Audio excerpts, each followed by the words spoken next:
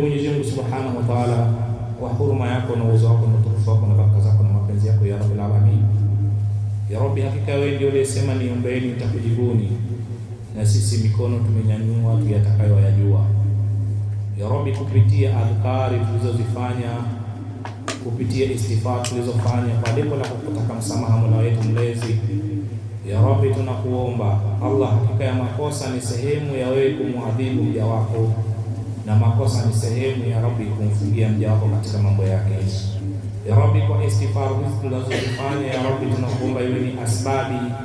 ya kutusamehe kwanza makosa yetu na kutukutia madhambi yetu, na tunakuomba iwe ni sababu ya kutufungulia kila palipofungika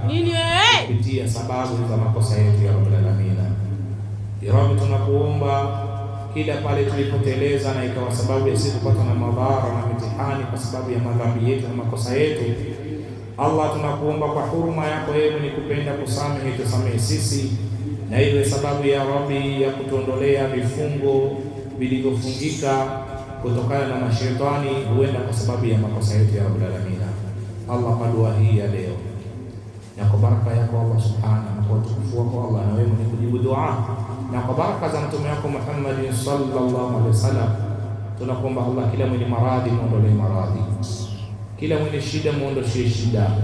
kila mwenye dhiki muondoshie dhiki, kila mwenye nuksi mvue nuksi alizokuwa nazo, kila mwenye mikosi na magundu ya Rabbi mvue magundu aliyokuwa nayo, kila aliyefungwa ya Rabbi mfungue vifungo alivyofungwa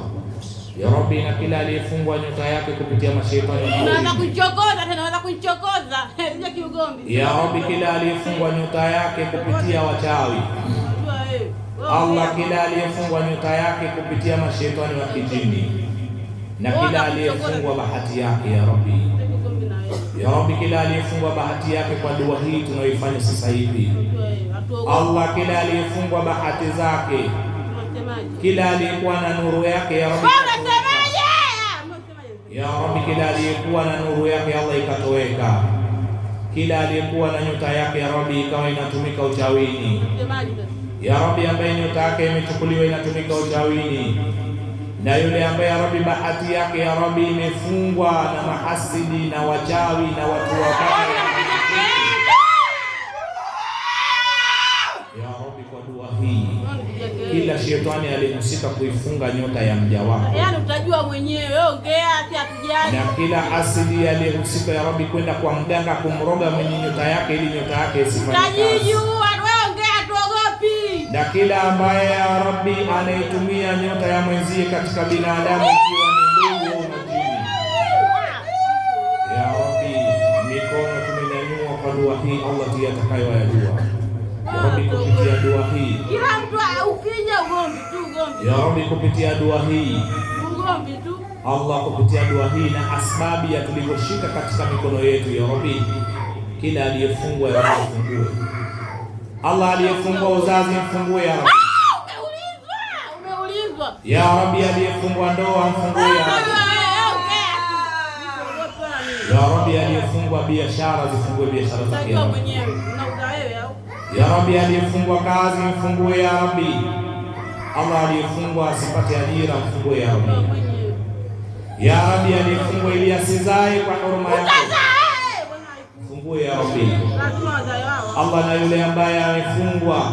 ili asiingie katika ndoa ya Rabbi fungue ya Rabbul Alamin ya Rabbi, na yule aliyefungwa Rabbi ili ndoa yake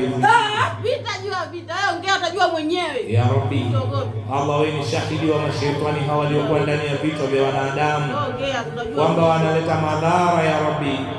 ya Rabbi, tukawashtaki wapi mashaitani hawa Allah Subhanahu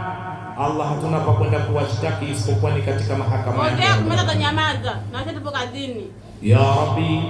hatuna mahala pa kwenda kuwashtaki mashaitani hawa